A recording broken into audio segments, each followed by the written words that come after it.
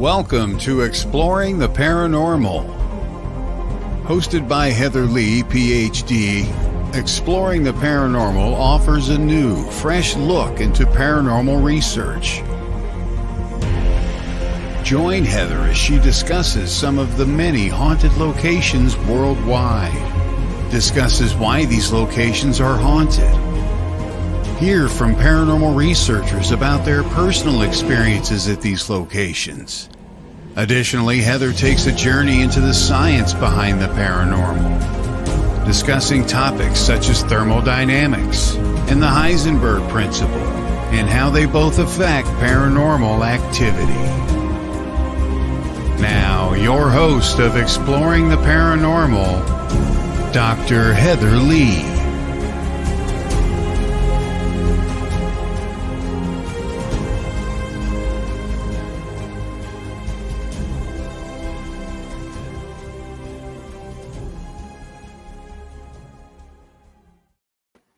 Good morning, everyone. I hope you are all doing well. Thank you for joining me for today's episode of Exploring the Paranormal. I have an amazing guest who is hopefully, I'm waiting for him to see my message, but I know Mike will be here, joining me later today. He will be joining me just basically to kind of talk about all things paranormal and one of my favorite topics, including how he got started in the paranormal field. I'm always interested and curious. Being an author and a storyteller myself, I love hearing stories about how people got interested in the paranormal, how they, just what got them in, because I have a unique story and I truly do believe that everyone has their own personal reason. It's one of those things. You don't just wake up in the morning and be like, I'm going to be a paranormal investigator. I would say 99.9% of all the investigators out there today have had some type of experience that piqued their interest enough to get them to start researching the field. So with that being said, it's one of those things where, if you want to sit back and think about it, of course, there's some people who were just always interested in spooky and creepy things. Other people have had, their parents were paranormal investigators. I know, like with my son, he started doing this because I do it. And it's just very interesting to hear these stories about how people got started. And for those of you who have been following me for a while, know my experiences and how I got started. So while we're doing the introduction to the show right now, if you've had a paranormal experience, please feel free to reach out to me. Would love to hear your stories. I am working on a couple different projects and I might reach out to you to share your story with one of the projects. Love talking to people on the show regarding their paranormal experiences, and also make a quick comment. Let us know what piqued your experience and what got you interested in this field, and also what drives you, what makes you stick around. Everyone has a different reason for sticking around, and my reasons have evolved over the years. Originally, I was just more interested in the history. Then I evolved to wanting to help people with paranormal activities in their home. And now I've kind of flipped back to wanting to know more about the history. So, and I want to preserve history through the paranormal, and that's my ultimate goal. In addition to my other ultimate goal, where I want to make sure that we use more of a scientific approach to this field. And that's one thing that I truly do believe that we are 100% lacking. So if you guys are joining in with us live, please feel free to comment. Let me know you're here. Say hello.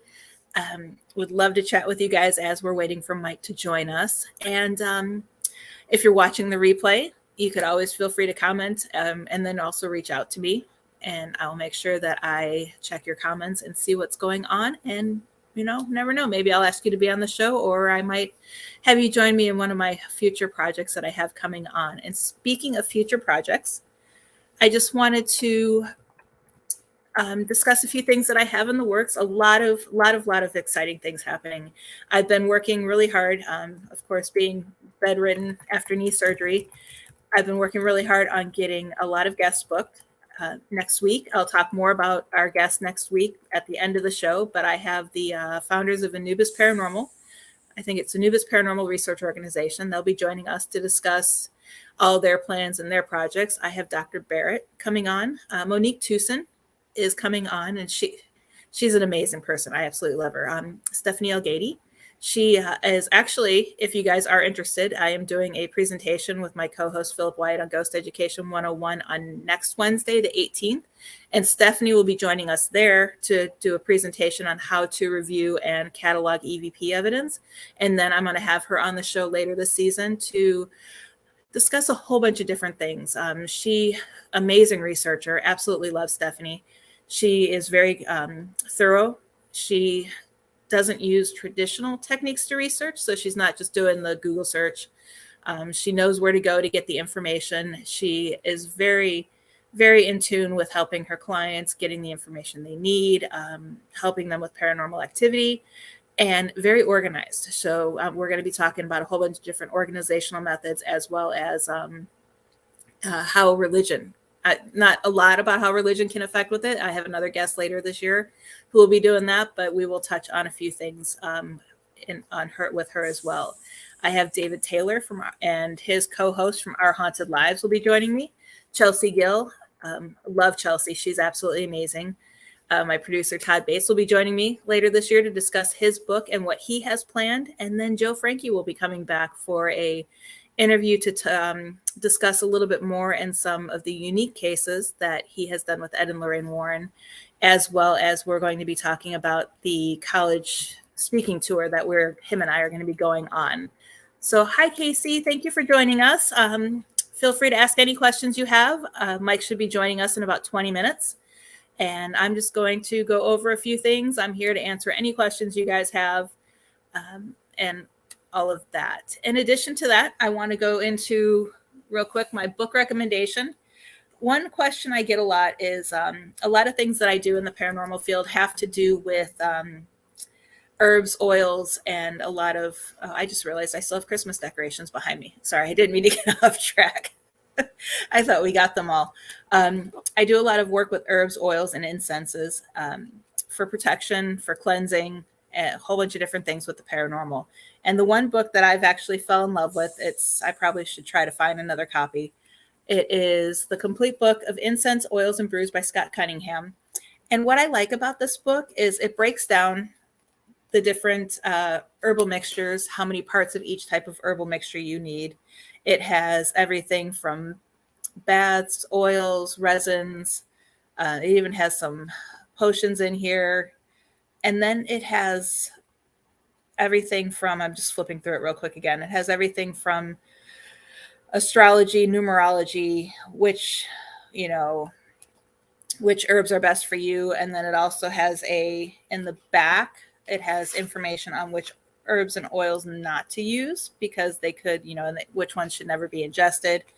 Because before I continue with this, the one thing I always tell everybody is never ingest any herbs that you don't know what they are, as well as never use herbs that you don't know what they are, because you could be allergic and they could also be poisonous. So this is, if you guys watch any of my other videos, or I did several videos and I'm starting that up again too, which is something I'm going to mention later.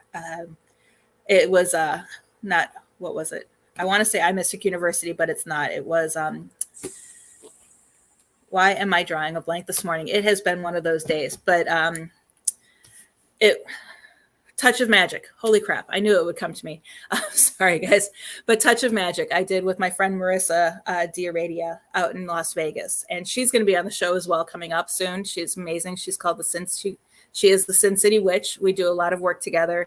And I did several videos for her on YouTube and Facebook for Touch of Magic, covering a lot of the oils, incense, and herbs, and how to do the different mixtures and the benefits and all of that. And you guys will see more of that coming from me, including one thing that we decided that we were going to add for the book tour once we actually start doing it, and the college tour, is we're going to be offering additional add-on classes at the end, where if you want, for the additional ticket price, I'm not sure what they're going to be charging yet or not. That's all in the hands of the universities. You can sign up for a class with me one-on-one, or not one-on-one, but a small class, and you can go home with your own herbal bath bag or protection jar, fairy jar, spell jar, whatever you end up making, whatever the college wants us to make. Sorry, excuse me. So that'll be also added on. And those will be based out of the book that I just shared with you guys. Okay. And real quick, I have a whole bunch of other things that, I mean, there's so much going on. I don't even know how I keep up with everything that's happening.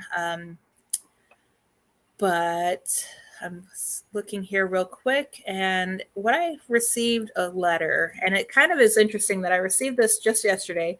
And while I was scrolling through Facebook, I saw a comment that someone had posted. But real quick, let me read this. It says, "Hey Heather, I keep hearing the term para-unity. What exactly does that mean?" And for any of us who follow any of these, you know, the Facebook pages and all of that, we see the term para-unity a lot. And what I thought was interesting is, at the same time, I saw on Facebook that someone had said, which paranormal investigator would you prefer to be more like? And, you know, it was an interesting comment. It got you thinking, because everybody wants to figure out, you know, we all have the people that we look up to, people that we reach out for when we need help and all of that. But what was more interesting than the comment, or than the question that someone had made in the group, was a comment that someone had made. And the comment was, don't worry about what others are doing, just do you. And that's something that I've always said outside of the paranormal field, and all the other things that I've done. It's like, you know, the only person you're in competition with is yourself. The only person you need to impress is, you know, yourself. You're not out there to, I mean, granted, you know, they say mimicking and copying is one of the highest forms of flattery. But I do recommend that everybody do what works for you. You know, I take a little bit of everybody's thing. I watch other paranormal researchers to get ideas, but I don't follow what they do exactly. I do what works best for me and what my plans are in this field. So taking that back to para-unity, it's one of those things where we do need to support each other, but we need to work on ourselves first. And I don't follow the concept of para-unity as we need to blindly follow and support everybody. I'm very picky as to who I work with in this field, because I want to make sure that they're knowledgeable, that they know what they're doing. I mean, if you think about it, granted, I do a lot of investigating during the day. I don't have to wait. I don't always wait till nighttime.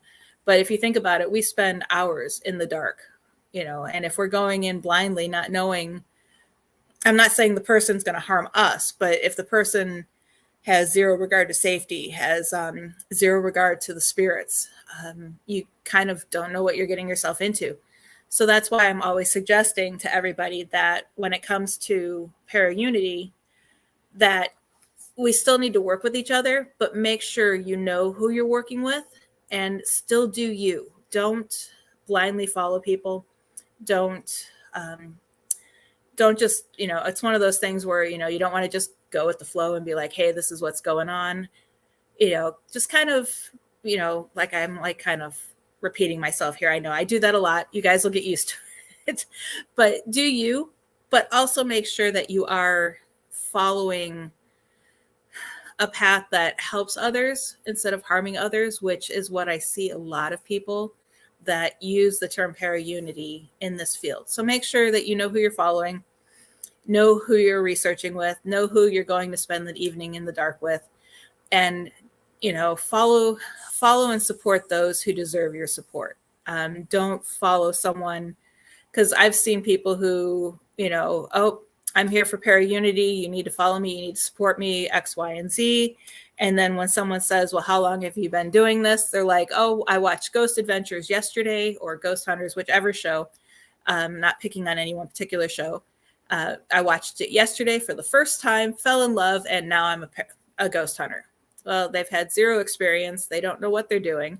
They probably don't even have their equipment yet, because if they ordered it online, it hasn't arrived. So it's one of those things where you just kind of need to, you know, and those are the people that we need to be working with. We need to be training. We need to be helping them, you know, progress, so that way they can be someone in the field that can be looked up to. And I don't even, you know, it's just one of those things where, you know what you're doing. And same thing with going to locations. You know, just because a place is haunted, you know, doesn't mean that you have to go there. It's weird, because so many, I saw, going back to Facebook again, I saw the meme the other day where the guy's rolling his eyes behind his head and he's like, oh God. And it says, this is what ghosts look like when a paranormal team arrives. And I truly believe that. I think in some locations they're like, holy crap, I can't believe, they're coming. And oh, good morning, Stephanie and Stephanie. And it's just, I've found some of the most compelling evidence in this field investigating at locations that have nothing on the internet regarding its paranormal activity. And it's very, very interesting, some of the activity we've gotten. So don't be afraid, step out of the box. Don't be afraid to explore strange locations that you've never heard of. I mean, driving down the road, it's interesting. You can find so many locations, a park. I don't want to say an abandoned building because you don't ever want to go anywhere that you don't have permission to be. But you never know, if you reach out, there's several buildings that you could call the owner, or I haven't done it, but it's on my list to do. It's one of those stepping out of the box, is an abandoned building and it's for sale. Reach out and call the realtor and ask them to get a hold of the owner to see if you can go in and do a paranormal investigation. You never know. Or reach out to say, if you could talk to the owner. And in some cases with real estate, you might have to sign a non-disclosure agreement, but you never know what you might find. And, even especially if you explain this is just for research purposes. And it's a very interesting field. And I hope you guys do everything you can to be safe while you're out there. And I am going to touch on a few more things before we take a quick break and then bring Mike on. I know Mike is in the backstage area right now. So Mike, we will be bringing you on soon. So real quick, you guys heard me talking last week about haunted Southern Nevada ghost towns. It's now available. Once I'm fully recovered from my knee surgery, we will be doing a book tour out in the Las Vegas area. We have plans to investigate in Boulder City, Henderson, Las Vegas. We're trying Nelson, but I don't think that's going to go through. Goldfield. We're thinking of Gold Point, but Gold Point is so far out in the middle of nowhere. I don't know if that's something that we're going to want to do for the tour. But in Goldfield, we're looking at investigating at a mine, the high school. I think we have Goldfield Hotel, and I have a contact for the Goldfield Courthouse that we might try to get into. Then from there, if we decide to continue moving our way northward, we are going to be investigating at going up to Reno. I might be, I teaching classes at TMCC virtually, but I'm going to talk to them maybe about doing an in-person presentation at one of their locations. And just a lot going on. That's just the tip of the iceberg when it comes to all of that stuff, because we're going to also be doing college tours, going around the country at different colleges. Joe Frankie might be joining me for some of them. And it's going to be just a very, very interesting year. And the Vegas book signing tour is also going to include my Ghosts and Legends of the Vegas Valley, which is available February 13th. It is now currently available on pre-order from Amazon. I'm not sure if the History Press has it on pre-order yet or not, but you could always check there as well. Or you can wait till I get copies of the book in hand on February 13th, and I will send you an autographed copy if you order it directly from me. Same thing with Haunted Southern Nevada Ghost Towns. I have copies here on hand. If you reach out to me, I'll send you an invoice and send you an autographed copy right from here instead of going through Amazon or any of the other locations. At the end of the month, I'm hoping to have my Haunted Florida Lighthouses. It's going to have a fall release. We're thinking August or September. And that one, I'm so excited. My friend Joe Frankie, he's been on the show and he's coming again later. He's writing the foreword to it. He absolutely loves lighthouses. So he was the perfect pick for that. And then later this year, I'm also going to be finishing Haunted Florida Ghost Towns. Who knew? There's over 500 Haunted Florida Ghost Towns, and it's kind of interesting and amazing. We just kind of put that one on hold until I could get to the different locations and take actual photos and do some in-person research. And then Haunted Nevada Mines. And that is going to be a fun, exciting one, talking about all the different mines throughout all of Nevada, not just the Southern Nevada area. So we have that going on. So many exciting things. I mentioned the Sin City Witch earlier. I am super, super excited, but Marissa and I have been talking, and this week we are coming up with a plan, and we are officially relaunching the Witches Paranormal Society.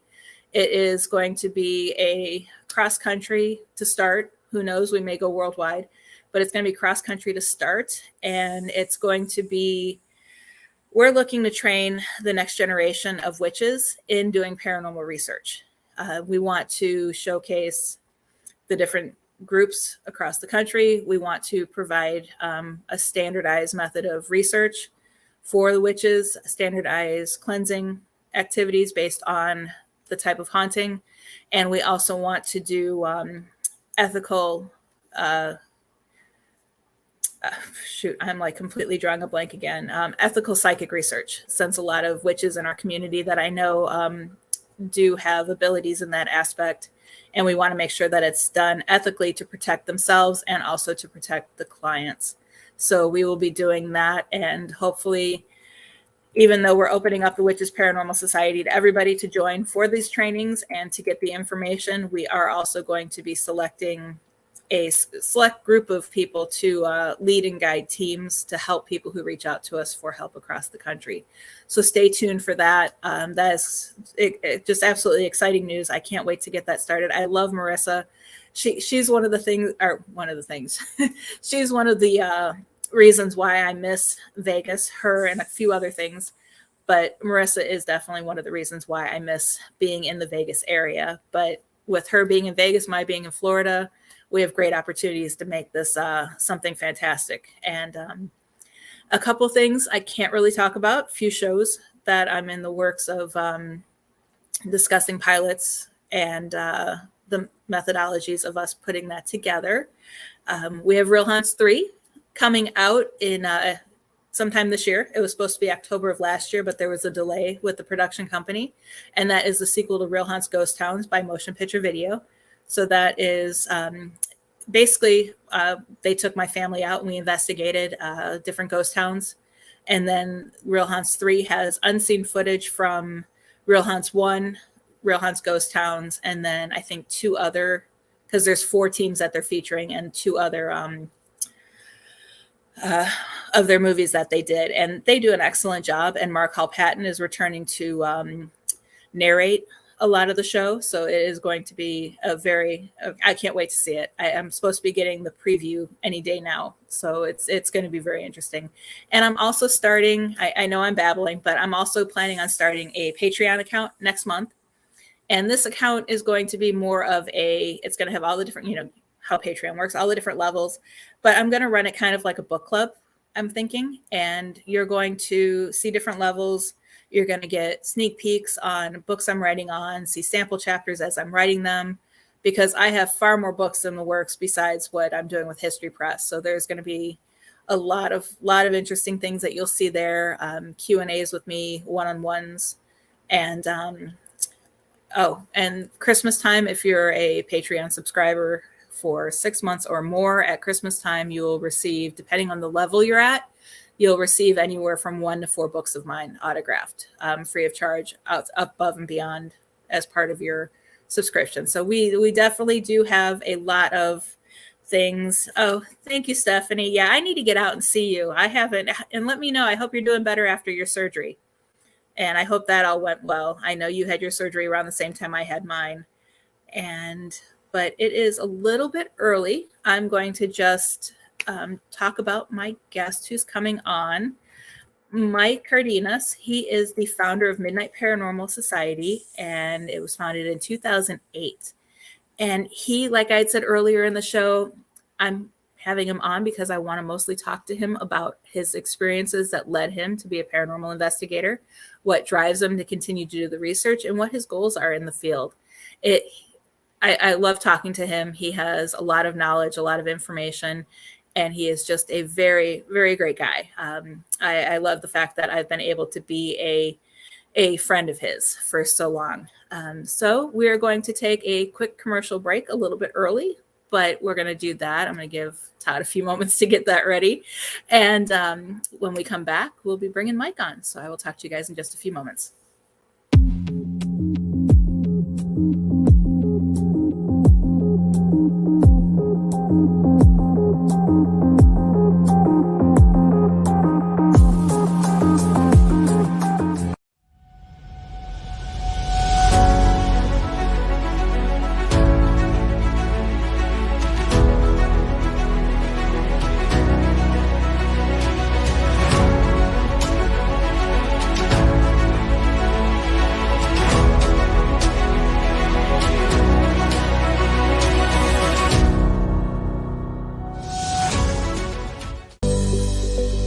Certified psychic medium Stephanie Lynn creates an authentic connection between the living and the spirit world. Stephanie knows she is here to help heal, educate, and provide validation that there is more after death, and allows herself to be a conduit and work as a team with spirit to pass on messages from their world to ours. Stephanie Lynn also works as a spiritual life coach to help you achieve, create, and manifest your best self and life.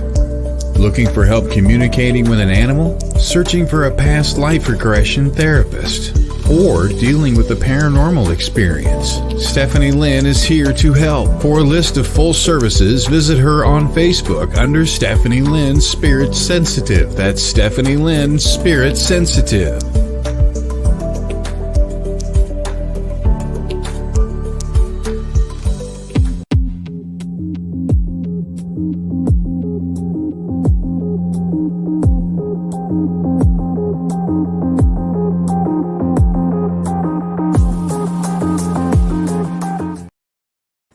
Hey everyone, we are back to exploring the paranormal, and I am so excited. My guest is backstage.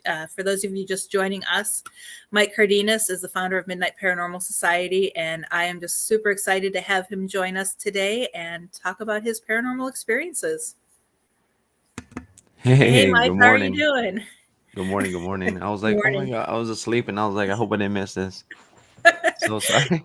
Yeah, I noticed I didn't get you the link as early because I was hoping to get you the link yesterday, but I've just been in so much Right. pain. I've been in bed the last 3 days. And I sent it this morning and I kept watching Facebook to see for when you would see it. I'm like, he hasn't seen it yet. Yeah, I'm so sorry. I'm so sorry. No, I almost slept in and missed it because it's like I haven't been able to sleep, and I finally fell asleep at 5 this morning, and I was like, I did not want to Well, wake up for this how are today. you? But Say you're good?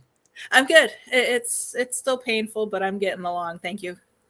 I'm glad you're feeling a little better. Every little bit, every little bit of improvement is better than yesterday. Right. For So sure. thank you for coming on. I'm so excited to have you on with me today. And I wanted to talk about, first of all, give a little bit more information about yourself and the organization you founded. So, again, for those who've never heard my story, it kind of started in the late 80s. What pretty much brought me to founding MPS or creating MPS was, as a kid, my mom and I, someone brought the Ouija board into our home. And so fast forward now, I'll get into the story into that moment right now. But that kind of like led me to my journey of creating MPS. And I was like, I can either do this on my own, be this lone person, or do I want to have a group, a team, people I can rely on, they can rely on me. And so I decided to have a team and I founded MPS. And at first, when I created MPS, my co-founder of my team is my sister, Jeanette. And I had told her, I was like, hey, man, we've always had this thought of creating a team. And she says, well, at the time she was like, I'm not ready for this. I'm looking to just live my life and maybe one day I'll be ready. I said, well, I'm ready now. So I'll start building. And when you're ready, you're ready to do this, I'll at least have a foundation that you can stand on when you finally do decide to come. And so by myself, I'm a big believer in prayer. And so I said, Lord, you just guide me and I'm gonna go, and so slowly but surely I started building MPS, creating MPS, the name, when I got it, make sure that no one else was using the name. And I just started out, just creating, saying, okay, let me find members. And so I did one by one. I started searching. And then, for those who don't know, when you create a team and you're looking for members, I call it a weeding process because not everyone you meet is meant to be a part of your journey. You meet people, they kind of see what's involved or what is required to make a team successful, and not everybody has that same those goals in mind. And so Mhm. you go through the weeding process, and but now who I have now currently, they're just amazing individuals. I love my team, and we've been in some pretty interesting situations to say the least. And the one thing I love is that no matter how severe things may be or no matter what happens, I can always count on them to be by my side. So I greatly appreciate my team. Yeah, that's one thing I had mentioned earlier is, a lot of the times when we do investigate at night, you go in and you're sitting in the dark with people. You need to make sure that, not only that you can trust your lives with them, but that they're not going to cause trouble. Oh They're not man, going to goof off. They're not going to, create safety hazards or even right. piss off the ghosts. Right. And to add to that, when I first started MPS, again, you know, I tell people it's one thing for you to have an experience and not look for it, and it's another thing to put yourself in a situation where you're out looking and trying to, figure this stuff out. It's Mhm. just day and night. And when I first started, my mom actually was renting this duplex, and so she had told me that she was experiencing some stuff, and unfortunately, I couldn't get out as fast as I wanted because of work. And when I finally was able to get out to her home, what it, it's the most just interesting thing, going to this house that she was renting, and it's this old, just beat up house, and I'm like, what is she doing here? But she was renting this house, and I walk up to the door and knock on the door, and the screen door is locked, but the door inside is open, so I can kind of see into the house a little. And I remember knocking the door, "Mom, I'm here," and I hear a door open inside, and I could hear her walking my way towards the door. And I remember hearing her say, "Hold on, I'm getting my shoes, don't leave, wait, just give me a second." And I said, "Okay." So I turn my back to the door, and I'm facing like one of her neighbors' house, and I'm at the edge of the porch, and I'm just looking at his house, and he has this big old like sheet metal privacy fence. And when I kind of, for whatever reason, my eyes are following this fence to it gets towards the street, the sidewalk. And when I look towards the sidewalk, my mom comes walking from around the corner, coming from the street, away from the house. Mhm. And I'm like, wait a second, like, how the hell did she just tell me to wait? And then I look down the road, and she's coming from down the road. And so when she comes up, she's like, "Hey, I was calling to your phone, but you weren't answering." And I'm like, "Wait a second." I'm like, and just at that moment, I'm like, and this is in the beginning of me having MPS, and I'm like, "Wait a second, like, how did you go from being in the house to the opposite way of the house?" And she says, "No," she said, I was at the corner store." And when this is happening, I'm just like thinking, "Holy cow!" Then what was talking to me then? What's in the house? And she says, "Hey," she goes, "What's wrong?" I goes, "I heard your voice. We heard your voice coming from the house." She's like, "No." I go, "Come here." So she goes to the door. I knock again. I said, "Mom, you're taking too long. Can you come to the door?" And my mom and I were standing there, and she hears her own voice again say, "I said for you to wait. I'm getting my shoes." And my mom just, of course, out loud, like freaking out. "I told you my house is haunted." And I'm shook to my core. I'm like, I had never had an experience like this trying to go look for something. And so it was a humbling moment because, there's so many people who are like, "Oh, the paranormal was not real." And I'm like, listen, man, you know, it's a real thing, whether you believe it or not. And like you mentioned, it's nice to have, people you trust and people who are going to have your back and not just flake out and leave when, you experience something like this. And at the time, there was a gentleman who was in my team who no longer is, but, he was very disrespectful, and, he was calling this thing, and I'm like, wait, listen, man, we're going to leave from here, and my mom has to deal with this. Why are you doing this? And Mhm. so now, like I said, my team who I have, I know for a fact that when we go in, we always let these things know what our intentions are, why we're here. We were called because of this. And, on top of helping the client, we're also here to help you figure out a way. If you need to get out of here, we'll help you some way. Mhm. So, Yep. Yeah. And that's why I always joke and everybody laughs because my team is just my husband and my son. right. And I always tell people that it's just the three of us because I know I trained them right and they're going to do it the right way. Right. Right. Yeah. Because I've worked with other people and it's just, you never know unless you know them really well. Oh, Even man. people I've thought I knew, we walk into a location and I would say people I've investigated with, there's probably only two that I would investigate with again. Right. So that's, you always got to know who you're going in with and, and work well with them too. I think one of my biggest pet peeves in the paranormal, as far as investigating with people, is, oh my God, and I don't know if this is just me, but I can't stand, and to each their own, but when we're about to do an EVP session, and I say, "Okay, guys, let's all stay quiet for a second. We're gonna take turns asking questions," and then you hit, EVP session number, whatever. I'm here at this location, and then you hear someone say, "Hey, so how was your day at work?" And like, and I'm like, "Holy cow!" And I'm like, "Dude, this is not the time to socialize. Wait till we're done taking a Right. break." But it always happens with somebody, especially people who we invite to come and experience this. Mhm.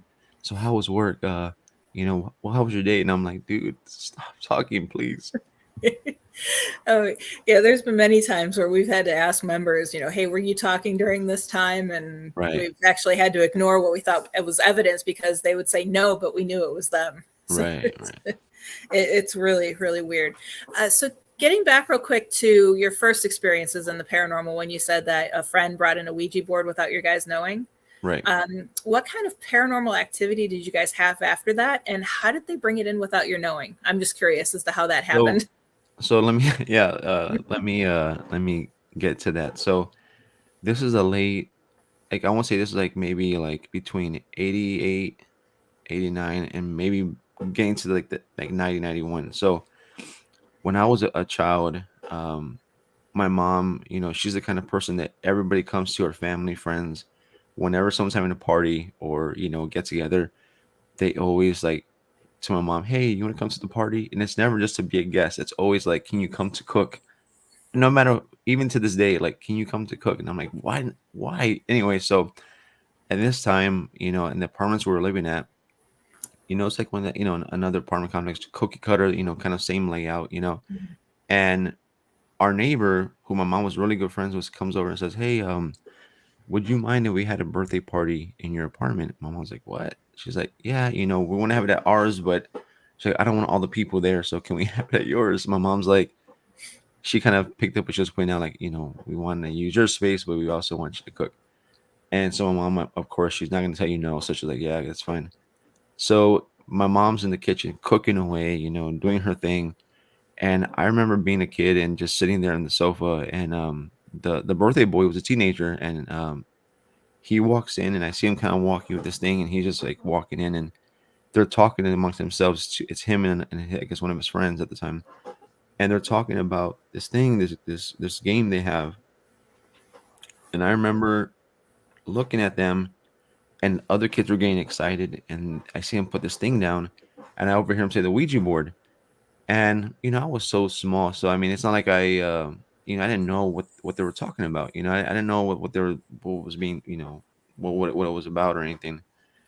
And so I'm watching them, and I had to urge at that moment to use the restroom. So my apartment, of course, the living room was downstairs, the bedroom's upstairs, and the restroom's upstairs. And so I go to the stairs, and I look at everybody, and I start walking. I flip the switch from the stairs for the light. When I get to this landing area before it continues to the next part of the stairs, the light turns off above me. And I look up at the light, and then I look down to see if someone's messing with me, and there's nobody there. I go up to the top of the stairs, and my room is to the left, my mom's room is to the right, and the restroom is directly in front of me. Right as I get to I'm about to walk into the restroom, I turn to look to my room. I had this old wooden this desk that was given. It was like a half, like it was like that chair desk connection. It was combo connected together. And I see this man, full grown man, sitting at my desk. And the thing is, I mean, this thing's meant for little kids. It's not like for a big desk. And he's sitting there, and I see him. There's like his fist under his chin, like looking out my window. And I didn't think anything of it. So I go to the restroom. I come back out, and now my room's to the right now. And I'm walking through the stairs, and like my foot makes like a creaking sound. And I turn to this to look at him, and what was so strange is he turns, and it was like if he heard the sound, but he's not seeing me per se. He just heard the sound. And so I just went down the stairs, and as I'm going down, I can hear my mom like just dropping F bombs, like, "Get the F out of here, and y'all leave, and take this cake with you." And I wasn't sure what was going on. I guess she then discovers that the Ouija board was there. And so she says, "Y'all need to get out of here. I don't want that in my apartment." And so she runs everybody off. The party's over. And, without knowing, that this gentleman who I was seeing it was like my first apparition, or this thing that I didn't know it was a ghost. I didn't know.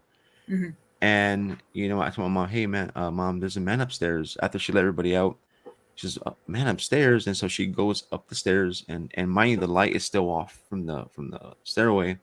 We get to that landing area. Right when we reach that landing, the light turns on right above us, and we both look up, and then we continue up the stairs, and we get to my room. There's nobody there, and without knowing, again, like I said, that was my first time seeing this apparition of this man, and I didn't know though. I thought it was just one of her friends, and so with that being said, it was like almost an instant thing. Like things started happening right as they just and the crazy part is when I saw this thing, they weren't even playing this thing yet. It was just the fact they brought it to the house. I'm assuming at the time, but it was like one of those things where as soon as they played it and it was they did their thing, um, I felt like it opened the door or it did something where every single day after that day going forward, it was always something new happening. It was not like some hauntings or some places where it could be a residual thing, or it can be like where you're experiencing this one thing happening over and over again. It was something new every single day, which we didn't understand. And because of the time that we were in, it's not like I can be like, hey, let me go to Facebook and look up a local team and have them come on and check it out. This is a time when if you talked about this right away, you were crazy, or right away you're on drugs, or it was always something that instead of someone saying, hey, let me help or figure this out right away, just you're crazy. Yeah. And back then, because even the research wasn't like it is now, we had to go to the library and come home with stacks of books. And Right. it was a very, very interesting time. I mean, my mom even sent me to a psychiatrist, which is, I mean, I know now that's something that we do now because we want Right. to make sure our clients, don't have Exactly. underlying Yeah. conditions. But back then, that's not why they sent me. They sent me because I was saying I was seeing my grandfather. Wow. And it was like, so it was an interesting time back then. Definitely not what it is today. Right. So speaking of Ouija boards, real quick, I know a lot of people are 100% dead set against Ouija boards in any aspect. I mean, I personally don't think it's something that belongs in an investigation, Right. but it's to me, from what I've experienced, I personally don't use it, but I use pendulum boards, and essentially it's the same thing. Instead Right. of the planchette, it's the little board with the letters and the yes and no's, and so it's no different. But I also view EVP sessions, similar. You're opening yourself up to communicate with other people. What are your thoughts on just communicating? Is it all the same, or do you classify them differently? For the longest time, I thought they would be, they're kind of different, but realistically, now that I look back, it's the same method of communication, just different type of tool you're using. I believe, the moment you put yourself in a situation where you're like, I want to invite you to to communicate with me, or I want to, connect with you. The moment you open yourself up, I feel like it's like if you're using a Ouija board. I mean, the only difference is, again, the tool that you're using to communicate. you know uh whether you're doing an EVP session, ghost box session, whatever it is you're doing to communicate that at that moment. I feel like, it doesn't matter if you're using a Ouija board, if you're using a recorder, whatever it is, but the moment you open yourself up and invite things that you don't know, truly none of us, I feel like none of us will ever truly know unless somehow there's a breakthrough. And but anyways, to get back to what you're asking, I feel like, you know, it doesn't matter the tool you're using. I feel like it's similar because you're opening yourself up and inviting things to come and talk to you that we don't know what is really coming and talk to us. It could be, whatever this thing says it is, or it could be disguised as something else. I don't know, but either way, I feel like it's the same or similar, just different tool. Right. And what actually, we talked about what got you started in the field. What keeps you motivated to keep moving forward? I think, wanting to, I think wanting to just learn more. I want to be able to, like you mentioned earlier about pair unity stuff and the next generation. For me, it's like there was people who came before us, pioneers of this field or any field for that matter.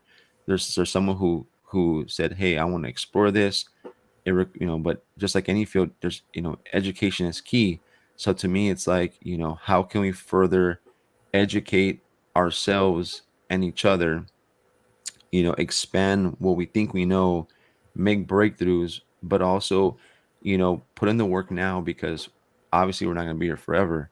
So what do we want to leave behind for the next generation, for the next people to pick up? And maybe the next generation will pick this up and take it to places we never even thought to go, but we have to do something now, because if not, it's not gonna do it itself. So we have to, do our due diligence and say, what can we do now? And so for me, what keeps me going is that aspect, but also wanting to help people, like, our clients that we have, because, one thing that I always tell people is, when you go into the paranormal, not everything is a haunting, not everything is ghosts, not everything is this.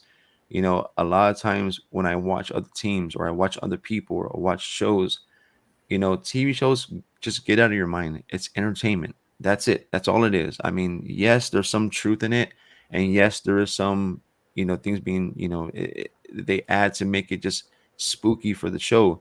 Mhm. But when you're an everyday investigator out there investigating the field for whatever reason, you have to.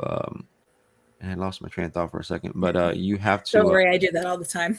You talk, and it's just like poof, it's just gone. No, but it's like, I love it because, again, like I said, the education, educating each other. You see these people and they're just kind of like, whatever. And I'm like, yes, you want to take this serious, but also, man, I don't know why I'm just drawing a blank, man. I'm like trying to like dig around in there. I'm like, come on, it's there. But no, It's early by you. yeah, no, but honestly, for me, like I said, the education, educating people, making a small difference in other people's lives. Like for us, it may be like, whatever, but for others, like, holy cow, thank you for coming to my home. Thank you for coming to my business. Thank you for coming to this. To me, it's like, we have one thing that I implemented was something called the MPS family, and we, have local teams who we work with closely, because a lot of times we get calls for cases that we just can't get to right away. It could be the middle of the night. It could be like, hey man, I need you to come, to this place like right now or at this time, and we can't just get up because of work or whatever it is, and that's tying us to prevent us from going. And so we have teams we work with, and one of the teams that we have, they have they have their own like grandkids that come out sometimes, and I don't ever bring anyone, smaller children to investigations, but for them it's different, because like, we're not going to be here for Mike, and they're the next generation of this. They're going to take over this when we're gone. And I see these, they're not like babies or anything, but they're younger kids, and I'm seeing them how passionate they are, and they're asking questions, and it blows my mind. Like we're at this public place that anybody can go to, and I'm hearing them asking questions, and I'm like, that most people you never hear ask. And I'm like, holy cow, like, Mhm. and that made me so happy. And I'm sitting there and they're asking me questions, trying to pick my brain, and it just excuse me, it just made me so happy to know that, man, that this is the future right here. Mhm. Sorry, I kind of got off track there, but Oh no, trust me, I do it all the time. If you listen to my intros or outros, I start babbling. But yeah, it is interesting. My son has been, I want to say, since he was 15, but we never took him on residential investigations just because right. of liabilities. It wasn't until he turned 18 that he started doing that with us. But when he was younger, he was actually investigating at a museum with a friend of mine. And we were doing an event, and there was a whole bunch of other people there. And my friend was telling everybody, try to think outside of the box and ask, strange and different questions. And he's like, it was my son's turn to ask a question for an EVP session. And he's like, his out of the box question was, is a tomato a fruit or a vegetable? And he got an answer. Wow. Yeah, you never know, man. You never know what And he was like so excited, and he asked some of the strangest questions. It's really interesting how the next generation thinks on right. top of it. And Yeah, so you have to, man. Like, Mhm. and one of the things I always see, And don't get me wrong, I'm guilty of that sometimes, but it's like you always hear the same questions being asked. You always the same tools, the same this, and I'm like, and not, again, if it's not broken, don't try to fix it. But at the same time, it's like, I think in my opinion, to make breakthroughs, you kind, like you said, to kind of go outside of the box and expand and just try something that maybe for others like, oh, I wouldn't do that, or I wouldn't try that. But what if that's the next big thing to make actual breakthrough that's going to change the game of what we're doing? Mhm. Yeah, and because of the standard questions, I say it was like 2 or 3 years ago, I wrote a series of blog posts that I need to update on it was 13 out of the box questions to ask at, and then it was a different location. So like I had a Right. cemetery, at a museum, at a church, during a residential, and it was, just not your standard. Who are you? The one thing Right. that I cringe about is how'd you die? It's like, let's not discuss the worst point of their time of life. Let's find out what made them happy in life. Right. I mean, my favorite questions, my favorite thing to do is just be like, hey, if you have questions for me, sit down and ask me. And then I just ask questions about their life. What was your most memorable memory? What was your favorite thing to do here? Right. You got to talk to them like you would a person to get, otherwise they don't open up. I seen one of my good friends. She actually has she's a manager. She manages a really amazing haunted location called the Old Lavaca County Jail in Hallettsville, Texas. Deborah and Lisa. Deb, she sent me a video one time about ITC research, and I remember the video she sent me, and I had to look it up. But this thing video was from like, I want to say like maybe, I don't know what year it was from. It was like the early maybe 2000s. I forget when it was, but the video, when I watched this thing, it was about families who lost somebody, and they were first exploring the fact of using the digital recorders to capture, the voices of their deceased loved Mhm. ones. And there was even like they had clips of like one lady talking about that she had received a phone call from her son and left a voicemail, and it's his voice. And I'm just like, that has always fascinated me, like. Mhm. And supposedly there's this man who he received a phone call from a deceased priest who had been dead since, I think, like the 30s or something, and he just called in and he's explained how to communicate with the other side. And I'm like, why can't I get a call like that? Let me get my call and explain to me so we can have these breakthroughs. But I gotta find the video. I'm gonna send it to you. I'm gonna look for it. I'm gonna Okay. send it to you so you can look at it. But it's the most mind-boggling thing. Yeah, and that's all. The ITC is just amazing, and we could get, if only we weren't thought of as a pseudoscience, and Right. if we were taken seriously by mainstream science, which that's my ultimate goal. But you got to start somewhere, like you had said earlier. Right. How do we go to a doctor or even hospice and be like, hey, we'd like to hang around this person who's, so that way we can try to capture them Right. as they, Right. but that's, unfortunately, that's the best place to start our research with what Right. happens to us after, in the afterlife. Yeah, and whenever I'm investigating, because I mean, realistically, for me personally, whenever I go to a location, if it's residential or if it's a historical place, if it's residential, I try asking questions, that have to do with what the people have been experiencing. Or if it's historical, I try to ask questions that are relatable relatable to the location, facts, things that have occurred in the past.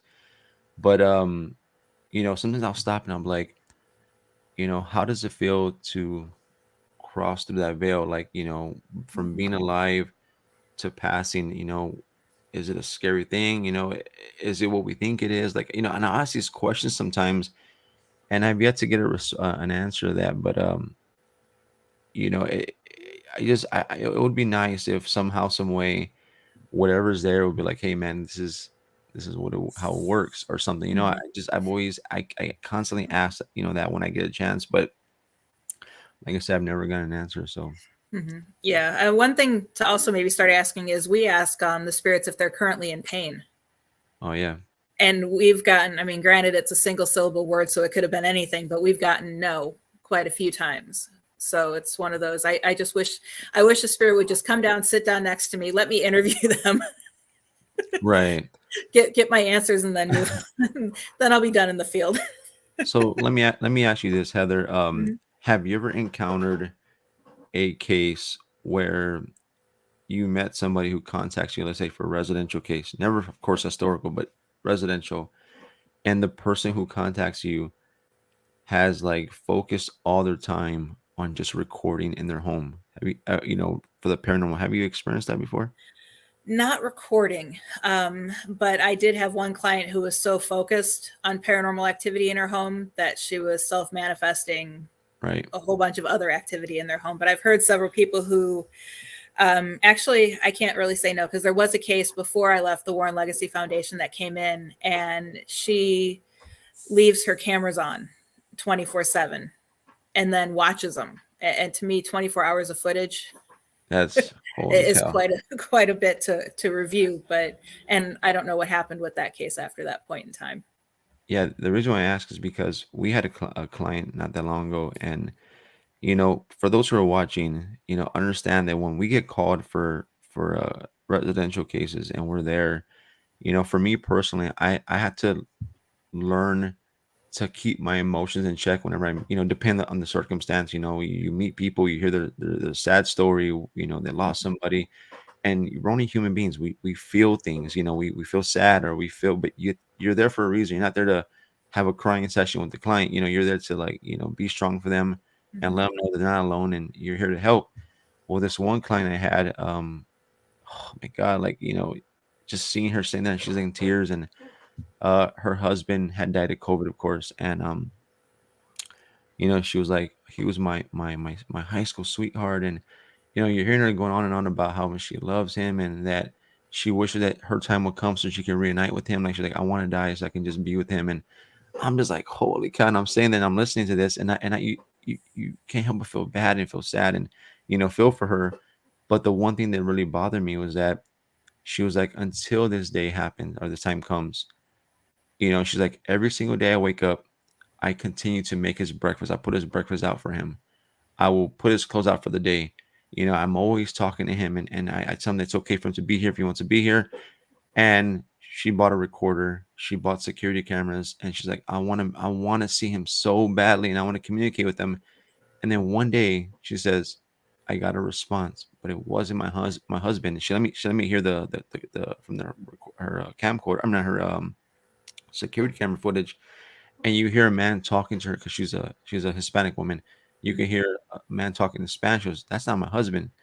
And it's hard because you're there for a reason. You're there to educate and let her know, like, listen, by you doing this, there's things that you can attract, because yes, your heart, maybe, you're wanting to talk to your husband, but there's things out there that feed off these things, in my opinion. I said, and Mhm. you attract the wrong thing without, it wasn't intentional, but now there's this man talking to you who you have no idea who the hell it is.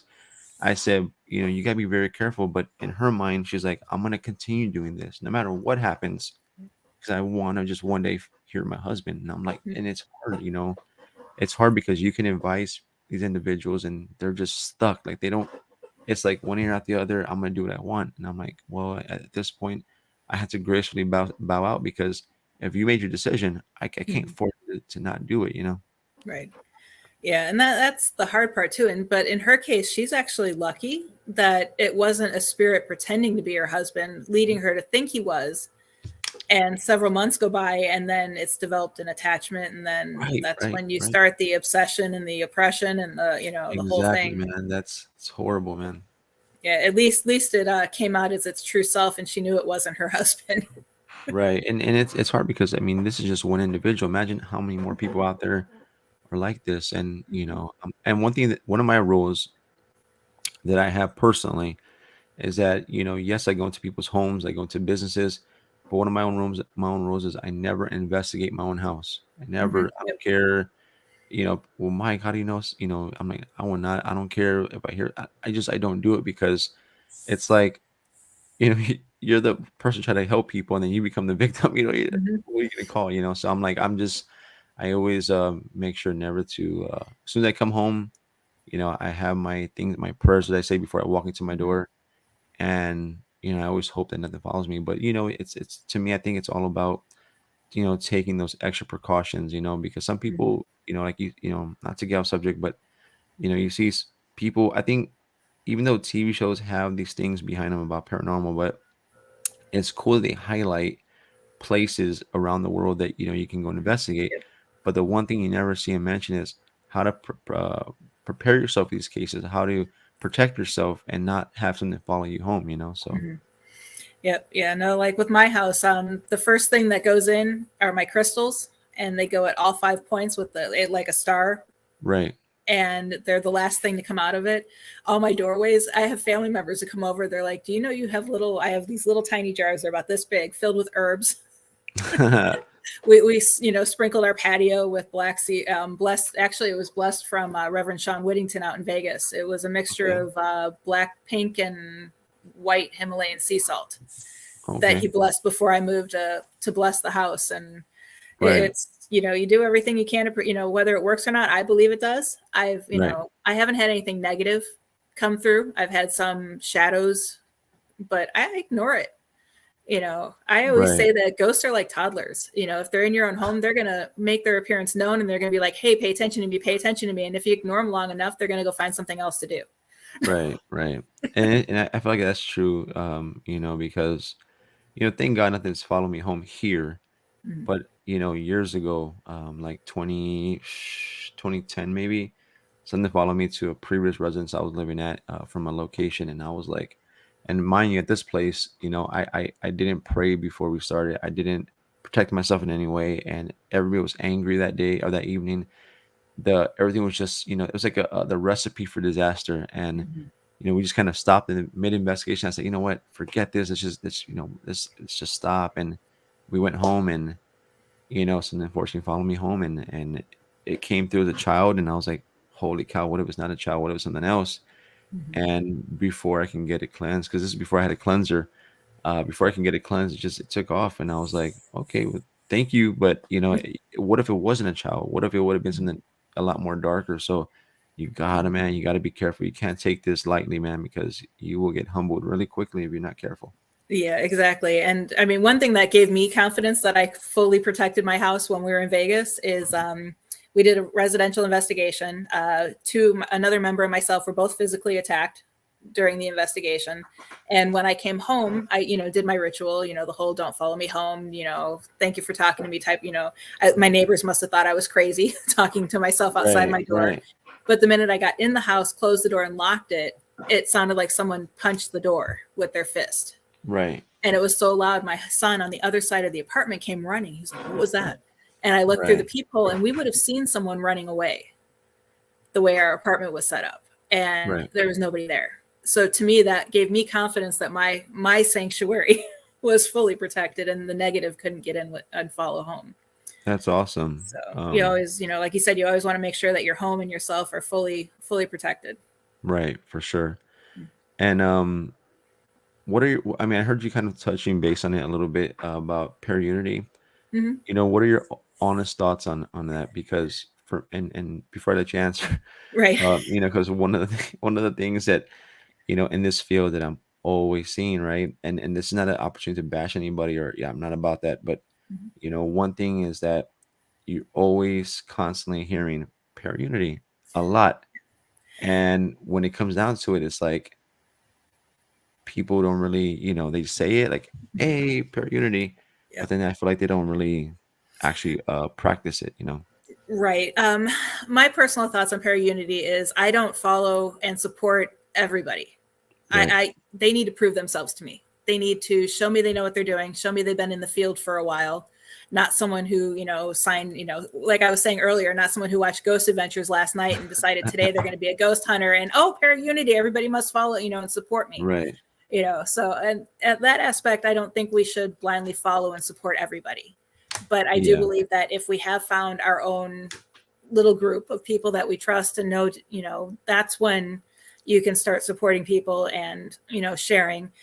But I personally think parent unity should more focus on the helping each other, Right. because there's so many people where it's like, I have this location and nobody else can investigate there, so I'm not going to tell them where it is. Or, Right. I Right. have all this research and I've captured so many great EVPs, but you can't hear them because they're mine.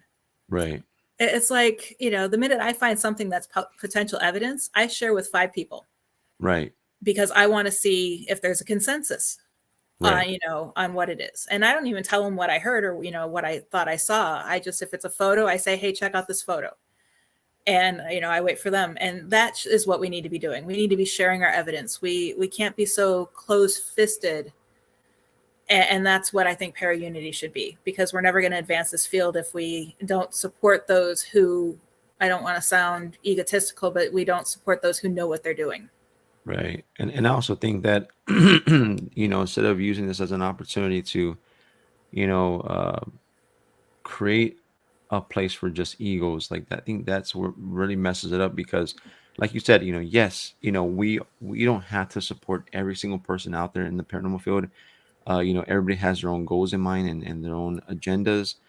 But I think what really bothers me is that, a lot of times I tell people, look, if you're in the paranormal field for a reason, whether it's for research, whether you want to be the next Zach Bagans, if you want to be this person, that person, that's fine and dandy. But don't preach one thing and then act a totally different way. Like, to me, stick with your guns, go with it. And if people like you for it or not, who cares? Just do you. But when it comes to para unity, people, a lot for me personally that I've been experiencing lately is, you find these people who are looking to create these events and meetups and things. And when you're finding there, it's all about who has the better this, who's been in it longer, who's the best, and who's this. And I'm like, who cares? You're missing the point of why you're making this opportunity. I don't care if you have better equipment than me. I don't care if you have, you think that you're going to be the next Zach Bagans. Who cares? That means zero to me. Mm-hmm. What we should be focusing on, how can we better each other?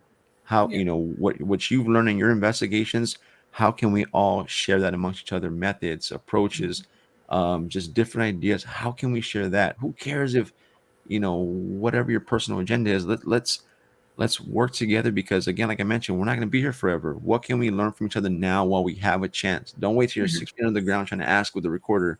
Like, let's ask now. Let's talk about these things. Let's break these walls down.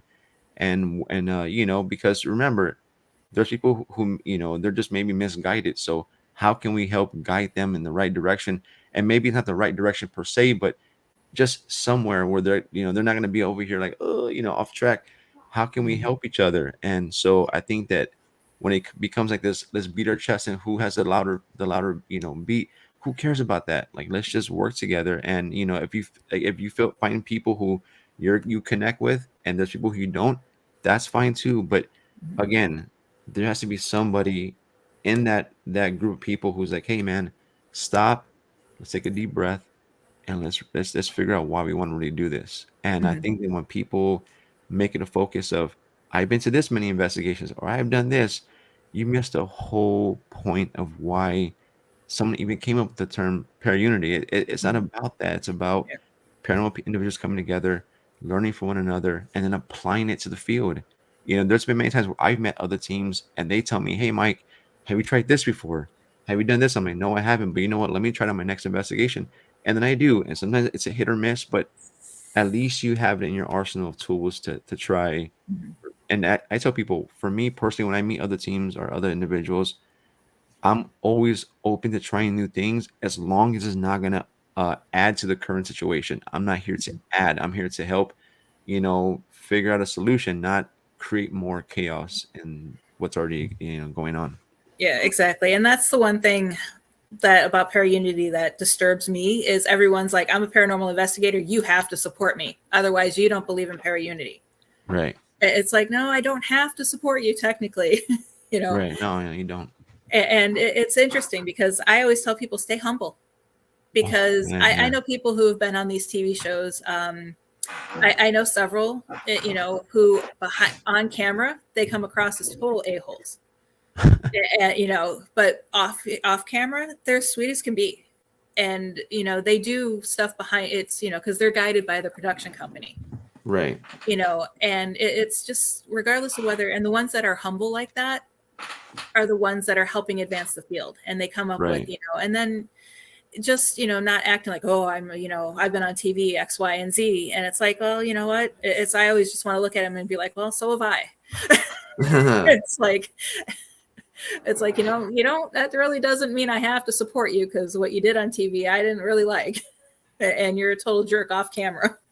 And like I said, I'm not here to ever bash anybody, but one of the things talking about TV, one of the things that kind of irks me, and I mean, it is what it is. I'm just gonna share this real quick and then I'm done with it. Is getting my system is I think one of the things that bothers me about people who not so much wanting to be on TV, but I've seen people, and I say people because I've seen many, but who throughout the years, if you see them kind of evolving in who they are, discovering their version of who they want to be, they go from being like these humble people, whatever, they're doing their thing, and then they get their shot at, their 15 seconds of fame, if you will, right? And all of a sudden, they're this renowned, known, international psychic medium out of nowhere, like overnight international psychic medium, when they never ever had that title ever. And because they were in the one show, they're like this celebrity psychic medium. I'm like, Jesus, Lord, help me. Yeah, I've seen that at events where their banner will say as seen on the History Channel. Right. And when you find out they were only on one show for one segment. And right, it's like for 5 seconds, and you're you like were seen on the History Channel, but and I'm like, and again, to each their own, and they want to feel that way. That makes them feel better. That's fine. But to me, I'm like, dude, like that's just it blows me away. But again, that's where I'm like, I stay on my own lane, just keep going. Who cares? That's not my life. Yeah, and I always tell people, I mean, getting into being a paranormal investigator isn't about the fame. Right. Yes, it can come, because a lot of people are like, well, you can't make money in this field. Well, yeah, we don't charge clients, but you can make money writing books. Oh yeah. Giving lectures, teaching classes, there's ways to make money in this field if that's what you really want to do. And I've always told people that you kind of, like you said, stay in your lane, but also don't aim for the TV shows or the documentaries. Because every time, just from my example and my experience, every time I've ever been approached for a TV show, whether it was the pilot that we filmed a few years ago, the documentaries, or the recent show we just did, they've approached us just because what they've seen on Facebook or what they've seen, on other things. We've never actively gone out and said, hey, we're a paranormal team, get us on your show. Right. And that's if that's what you truly want to do, focus on you, do things the right way, and, build up a following on Facebook, because that's where they're looking. Right. No, for sure. I agree. And again, stay humble, because it's, it's like you said, I've seen people turn overnight, and it's sad. It's really sad. And I've also seen people get upset because, we did a casting call once. A bunch of us were called in, and they picked 2 of us from the team, and there was 10, but they only wanted 2 of us. And it was like, well, sorry, we have no control over what the production company wants. And that causes a lot of problems too. And speaking about that, and just to go real quick, when I first founded MPS, there was 3 original members who I had in the team at the time, and this was like the beginning. I mean, when I first started, there was at the time on Sci-Fi, they had this contest, and I don't know if you heard of this contest at the time, but the contest was Ghost Hunters Taps. I think they were taking a break or something, and they had this thing called Who Wants to Be the Next Generation of Ghost Hunters. It was Ghost Hunters Academy. Yeah. And I remember at the time, one of my original members was like, hey man, there's this thing coming up, and at the time they didn't have a name for it yet, and they were like, we want to there's this contest, they want the Sci-Fi wants you to read this questionnaire on video. You can edit it. It could be generic, but just they want you to answer these questions and submit the video. And if you get picked, if your video gets picked, you're pretty much gonna be like the lead investigators of the team or whatever. And I said, holy cow. And when he's telling me this, it's a Monday night. And I go, when is the deadline? He goes, tonight. I'm like, and you're barely telling me this. So we submit the video at my garage. We just submit the video. And I said, I want to look more into this contest.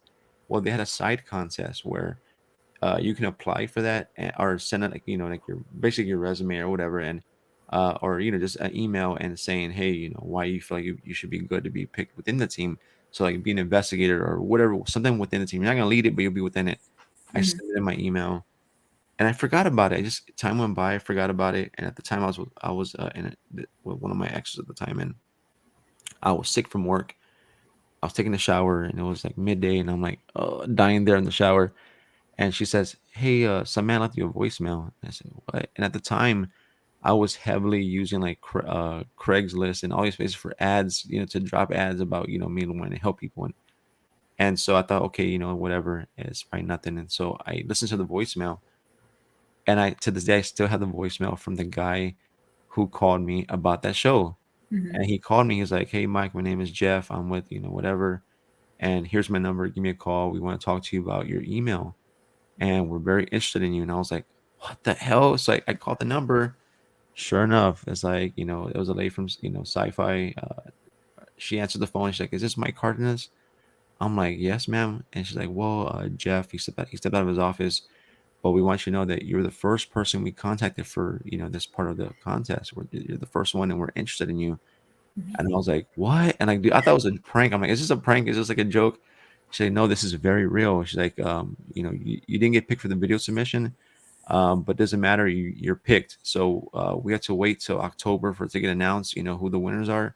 But Mhm. once everything is set in stone, we're gonna fly everybody out and whatever, whatever. And I was like, man, I was blown away. I was like, holy cow. So I said, holy, I need to tell my team about this. So at the time, those guys who I had on the team, I said, hey, meeting, come to my house. They came over, and I remember saying, "Hey, you're not gonna believe this." I go to one of the guys. I said, "Hey, remember we did that video submission?" He goes, "Yeah." I go, "Well, they called me." He goes, "Oh, for both of us?" I go, "No, no, no. I looked more into the contest, and there's a side contest for it, and they called me for that." And he got pissed off. Mhm. He was like, "Why you and not me?" He's like, "What makes you better than me?" I said, "I'm not the who made the decision. I just got a call." He goes, "F this." He goes, "That's messed up. Why would they?" He goes, what about you is better than me?" I'm like, "Listen, man, I don't know why they picked me." I said, "But they picked me." Mhm. And, they made, and they said, and as a whole, they said, "If you take this opportunity, we're leaving NPS, we're leaving the team." And I said, "But for what reason? Like, you're missing the point." I go, we have an opportunity for me to get my foot in the door. What if they're able to help us with equipment, or they can help us in ways that instead of hearing no's from locations, we'll hear more yeses. 'Cause we're going to be Mhm. affiliated with the Taps family. Like, this is going to be big for us." Right. And they were like, "No, no, if you leave, it's over. We're done. We're done. You'll come back to nobody." And I felt so hurt, man. I was like, "Why? You're supposed to be my family, like my team." Mhm. And so at the time, I said, "Man, what do I do?" And they said, "You need to make a decision now, not tomorrow or next month, either us or this opportunity." And I was like, "Why are you doing this to me?" And so I decided to pick my team.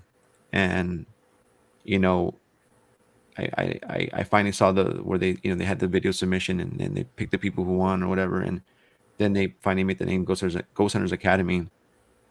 And I was like, man, that could have been me. And so I'm a big believer that if opportunity is meant for you, it'll come again. And Mhm. so one day I got a call from I don't know if for those who are watching, Univision 41 or Mhm. Univision is like the Latin America, like the biggest platform for news and everything for Mexico and just all of that kind of part of the world. And they called me and they said, "Hey, we saw you have a team, MPS. We're looking for a team to represent us. We will fly you throughout all of Latin America to all the most extreme haunted places. We're gonna pay you, whatever, and we want you to gather evidence for us, and we'll make segments off that. We'll have a camera crew follow you. Whatever you don't have, we'll get for you." And Mhm. I'm just like, holy cow, like, this is big. So I was like, I go to the team. I'm like, "Hey guys, opportunity is knocking again." And they said, "If you take this opportunity, we're leaving NPS." I was like, what the, what? Wait a second. Like, am I being like, why are you doing this to me? And so at that moment, I said, listen, as long as I hold on to you guys in my team, I'm never going to achieve anything because you're always going to hold me back. And at that Mhm. moment, I cut them all off. I removed them at that moment. They were like, "You'll never make it without us." and obviously I'm still thriving, but it's Mhm. like, it's crazy how there's people like that out there, man. It's mind-boggling. Yeah, it's and I think that's part of the problems with the whole para-unity concept is people will cry, para-unity, para-unity, para-unity, but the minute someone gets something that they don't get, it's like, they totally get upset, and that's where egos get in the way. Mm-hmm. For sure. And unfortunately, I mean, maybe, who knows, maybe, chemists and other scientists have this too, who knows. I mean, Right. Yeah, you never know. look at what Tesla and those guys went through when Right. they were pioneering all the tech back then. But it's really sad. It feels like a preschool sometimes. I think as long as there's as long as there's positivity, there's always gonna be negativity right behind it, because you have people who are true supporters, and they're like, man, we're proud of you. It's Mhm. good that you got this opportunity. We're always gonna have that one just envious, salty person who's like, why wasn't that me? Right. Why it is what it is. I mean, you can never avoid that. Yeah, and I always tell people I'm I like to share my information and share whatever I can when I can. So if Right. there's an opportunity that I'm a part of and there's someone who I know that would be great fit for whatever we're doing, Right. I'm always going to offer recommendations wherever I Hmm. can. Like the college tour that I mentioned I'm doing. I work well with Joe Frankie, and I recommended that he go with, and now that's in the works, and we're working on getting dates, and so I brought him in. And that's an experience that he might not have because he didn't have my contacts. Right. And and that's the other thing that paranormal investigators are so tight on, their contacts. It's like, Right. no, I know this person, but nope, you can't get their information, or Right. And I it's think like, I think the other side of that is that, as you know, Heather, it's not like we wake up one day and we have all the contacts in the world.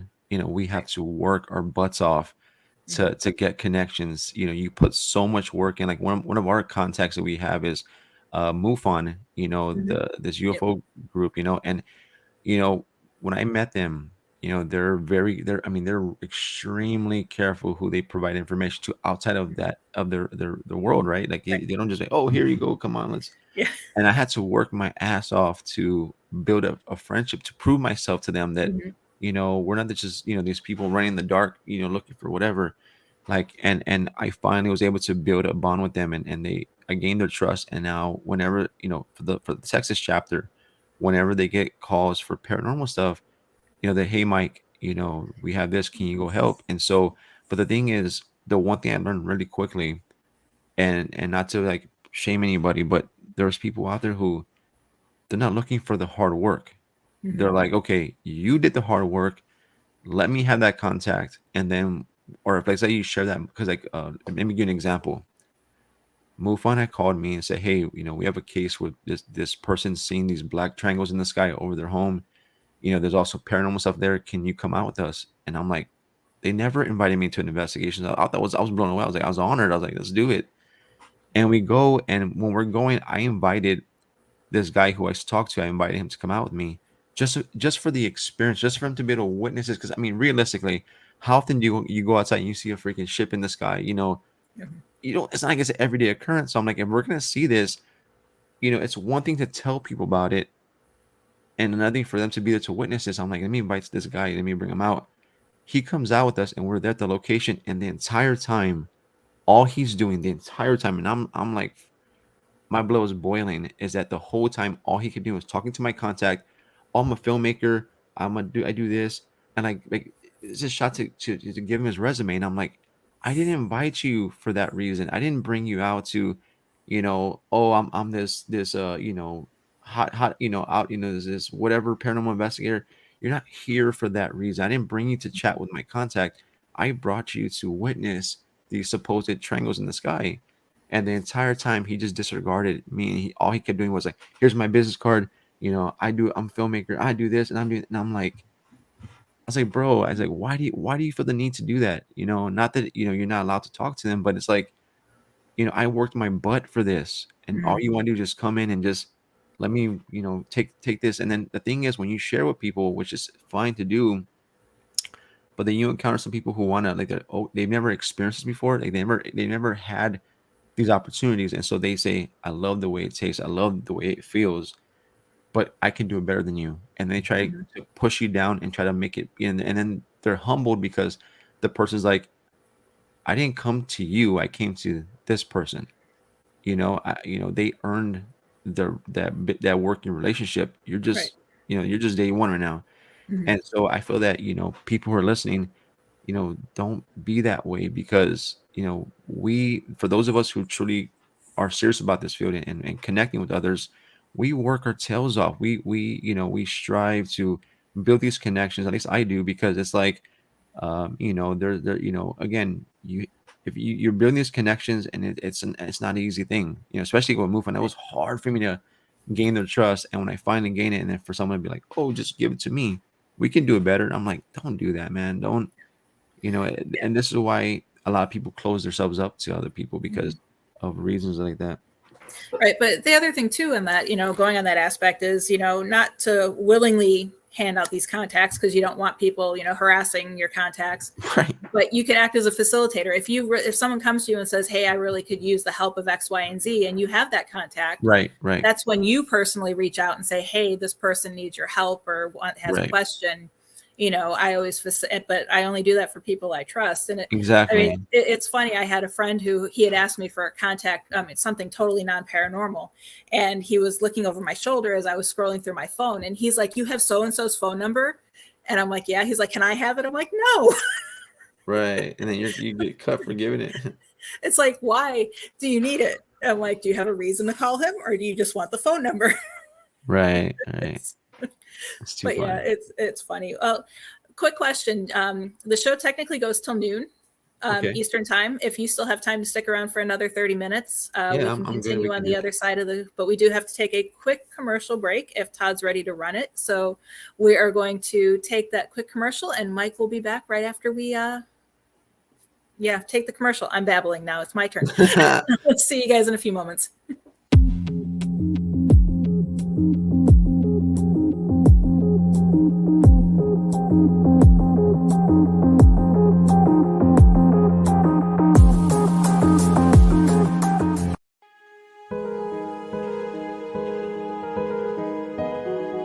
Brandon Wainwright is an animal lover, author, energy healer, and former police officer. In April of 2018, he and his family lost their dog Tyson to a brain tumor. It was an inevitable experience that comes with being a pet owner, but it was devastating nonetheless. Tyson's Gift: How an 8-pound canine became a man's greatest spiritual guide. In the story of Tyson's life, from his entry into the lives of Brandon and his wife Misha, to his equally impactful departure and continued spiritual influence, Tyson's beautiful story will entertain and comfort readers of all backgrounds. Get your copy at tysonsgift.com. That's tysonsgift.com, or wherever books are sold.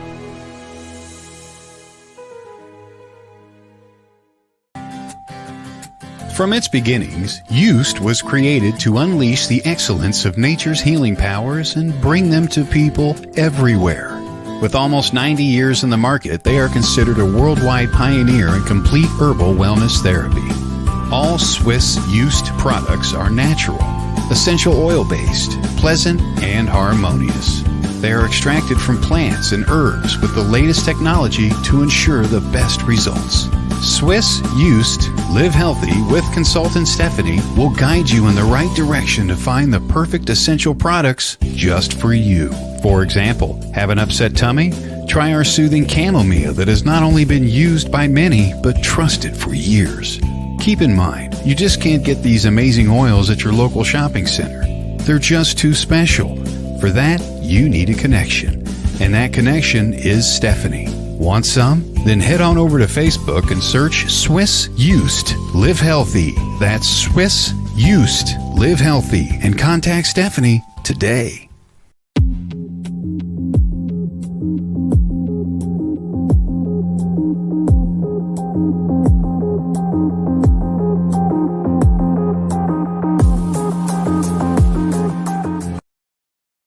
Hey everyone. Welcome back. I am joined by MPS founder Mike, and I am so excited to have you. We've had a great conversation already.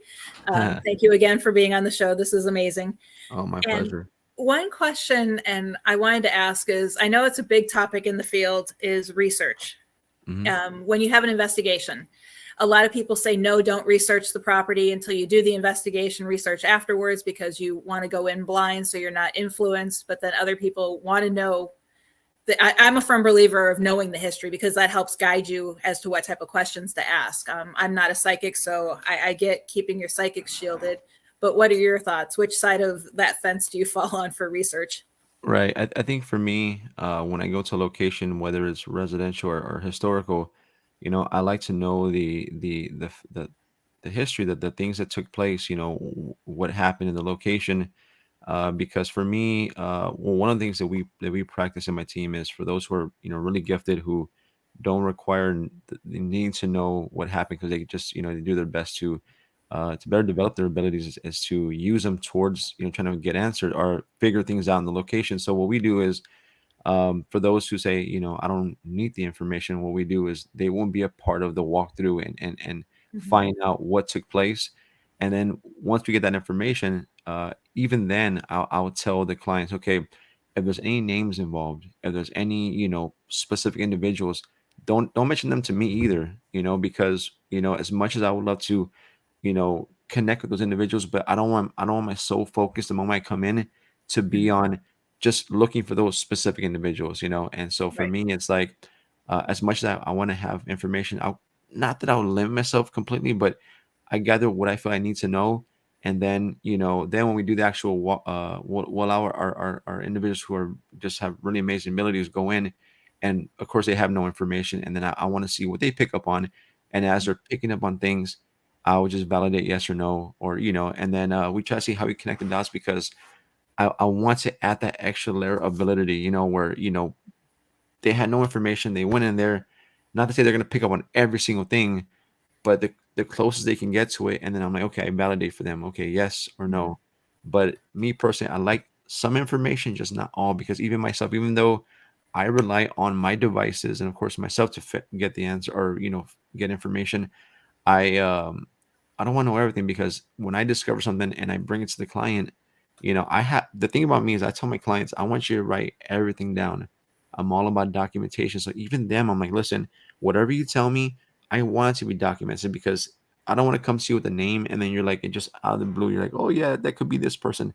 Like, I want for you to even yourself document everything you're gonna tell me, because when we come back to you, I want to know that you had it down before I even asked you, hey, these are the names here, the things that took place. And that way we can go through that and validate and, use that information. But Yeah, I'm a researcher, so I like to. Right, right. It helps me. It goes along the idea of asking out of the box questions. Right, If you knew the land used to be, like the one museum that we investigated, the land used to be a school. Right. So we would, kind of guide our questions towards that. But yeah, everybody has their own techniques, but it's, I do firmly believe you need to keep your psychics shielded, because if you give them, I don't even think you should give your psychics the address. Oh, no. Have someone go pick them up. Right. Don't give them any, and as far as that. And I just lost my question. Holy crap. Yeah, I lost my question. I remember. What are your thoughts on, my favorite thing is when you're interviewing a client. I've heard from several people, I don't know why I'm having paranormal activity, because no one died here. Interesting. Yeah. What are your thoughts on people believing that the only thing to cause paranormal activity is having a death at a location? It's funny because, and I'm going to be 100% with you. No, I don't think anyone's ever came to me and told me that. I think it's because no one ever died here. I think when people come to me, they're just kind of, or the ones that I've connected with, they are just clueless on why it's even happening. So far I've never had anyone tell me that. So that would, that would be a first. But most of the time when people come to me, it's always like something's happening. I'm not sure why, or they'll say, can you find out if something occurred here in this location, maybe before there was a neighborhood here?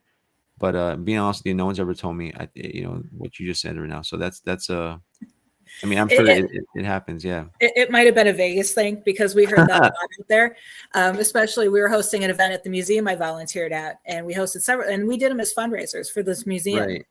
And a lot of people would try to on our event page. I had to monitor that thing 24/7. I felt like, which make comments like, nobody died here. This place isn't haunted. And it's like, well, Right. we've done over 50 investigations at this location. It's haunted.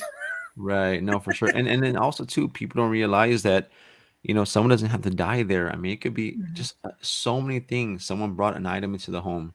It could Mhm. be just like we mentioned, how you mentioned that people, there's so much looking for things, they self-manifest. Mhm. So, people don't realize that people, it could be just a random person coming into your home and they're just dumping this energy that they have into your location, and it attracts things. So there's just so many things that could be contributors towards why there may be a possible haunting. Mhm.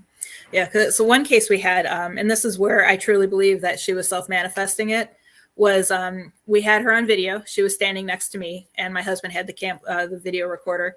But on our audio recorder, not the video recorder audio, but the actual digital voice recorder we heard her voice say, "Get out." Oh, The only wow. piece of evidence we got the entire time we were there, but it was her voice. And when we cross-checked it with the video camera, there was no audio there, and she was standing there silently next to us.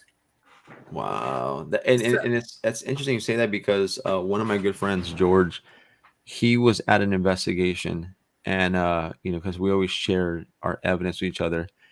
And he was at an investigation, and there was a lady who was in there with him, and she wasn't saying a word. I mean, she was silent the whole time. She was freaking out.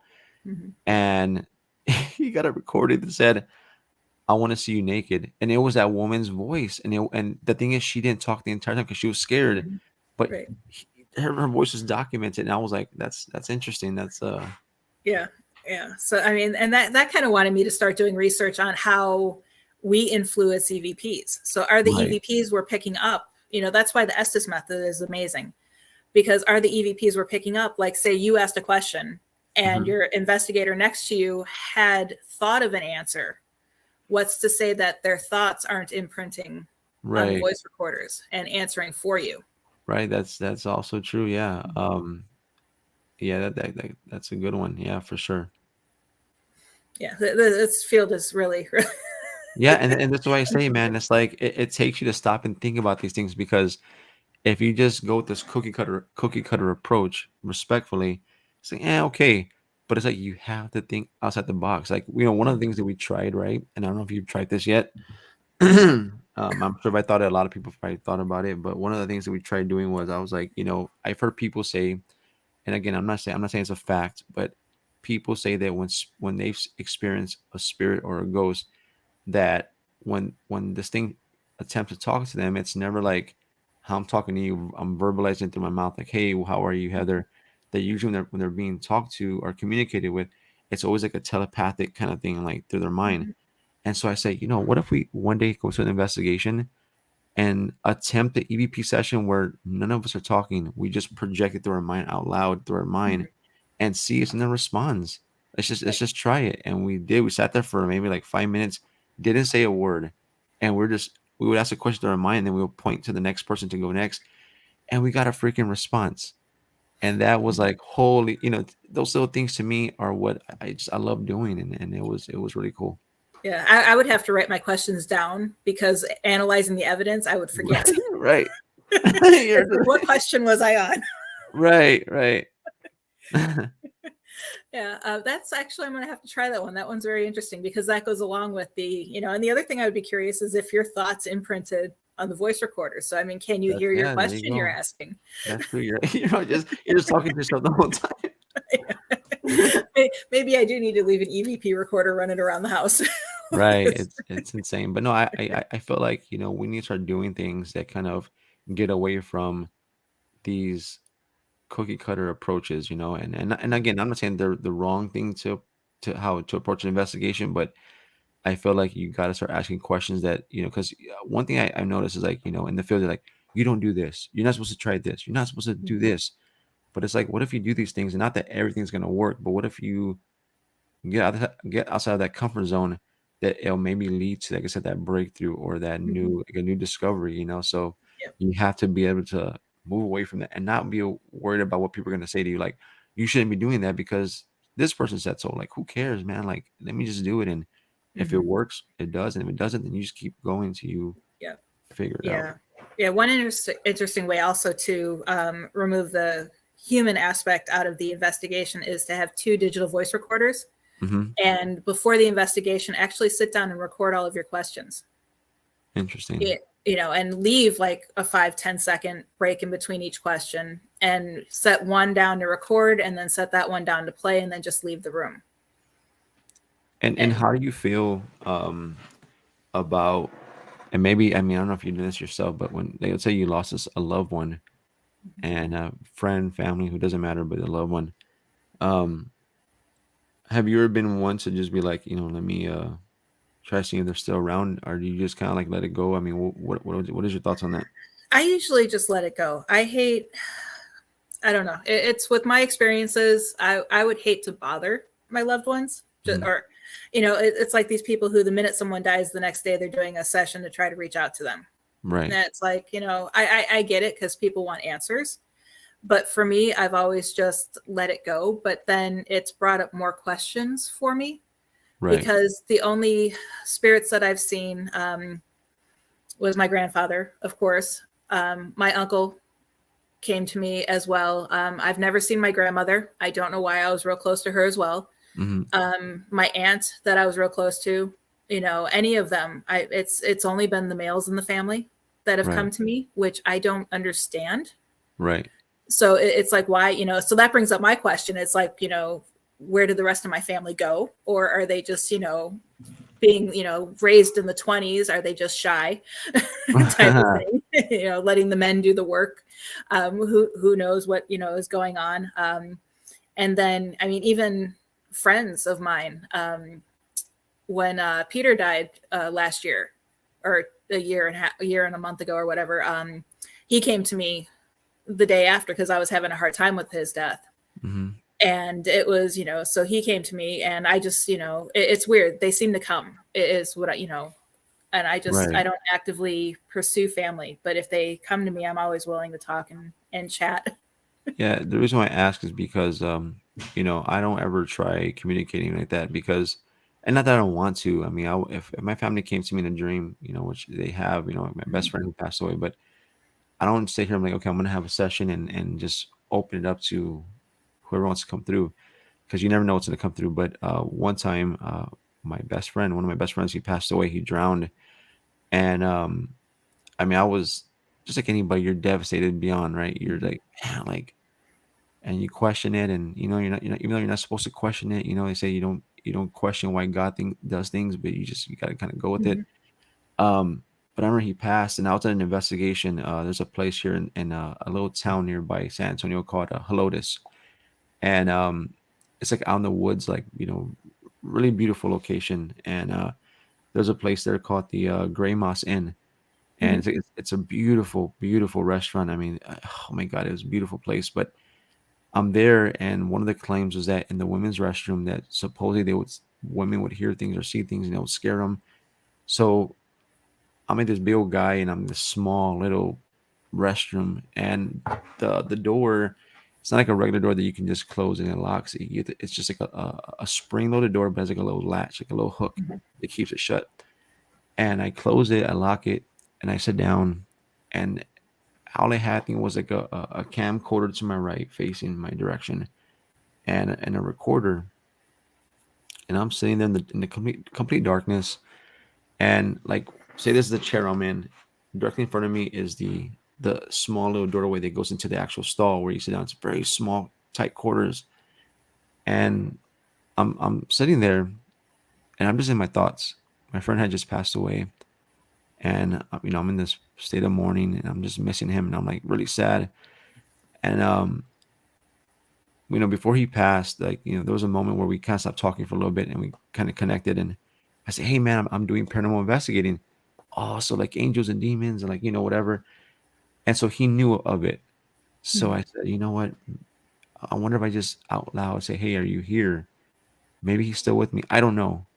And so I'm sitting there, and I said, Ricky, are you here with me, man? I said, I want you to know that I love you, man, and I'll never forget you. And I was just, I mean, I was like in my emotions, and all of a sudden, like as I'm sitting there, in these emotions, I look, because when you're in the darkness, for those who never investigated, when we're in the complete darkness, your eyes start trying to adjust to that darkness, and sometimes you think you're seeing things you're not really seeing, and I'm sitting there, and all of a sudden something catches my eye.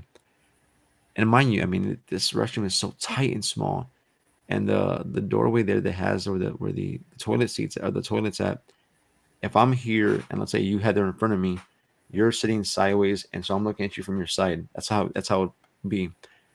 I'm looking at this, I will never forget this moment because it was. I mean, afterwards I laughed about it, but I was freaking out. So I'm sitting there, and I'm looking at the doorway, and it's pitch black, and I'm looking, and also I see, like, say this is the door, I see something go like this, and I see a nose, the mouth, and like the chin and the cheek, but it was like all like a smooth looking face, like a white complected person, and then I see him go like this behind the wall. I was like, did I just see that? Because it's super close, right? I'm like, did I just see that?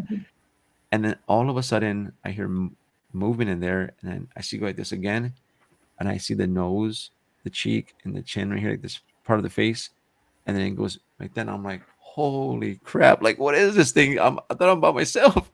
So I jump up, and for whatever reason, I freaked myself out, and I ran to the door, and I try opening the door, and mind you, it's just a regular spring of the door with a hook, little latch. I tried lifting it, and it was like if somebody welded it shut. It would not open, and I'm like this, like I'm trying to, like, and then I'm more in panic mode. And this is years ago, and I'm like trying to open it, and it would not open. And I stopped. I said, Mike, chill the f out, man. You're fine. It's not that bad. And I said, look, I don't know who you are. If you're preventing me from leaving, I said, can you please just let me get out of here? I said, I don't mean no harm. I'm just here to try to get answers, and I'm sorry that I got excited here. I said, would you mind open it? And all of a sudden, I'm standing there. You just hear like a click sound, like I can't even. It's just like a click sound, and I lifted the little hook. It just came undone, and I walked the hell out of there. But I was like, holy cow! But I don't know if it was just the fact that I was in the state of mourning. I attracted this thing. I don't know what it was, Mhm. but the thing, I saw it, and then, man, it was afterwards I was laughing about it, but at the moment it was like, I don't know what the hell it was, but it was there, and I'll never forget that moment. It was interesting.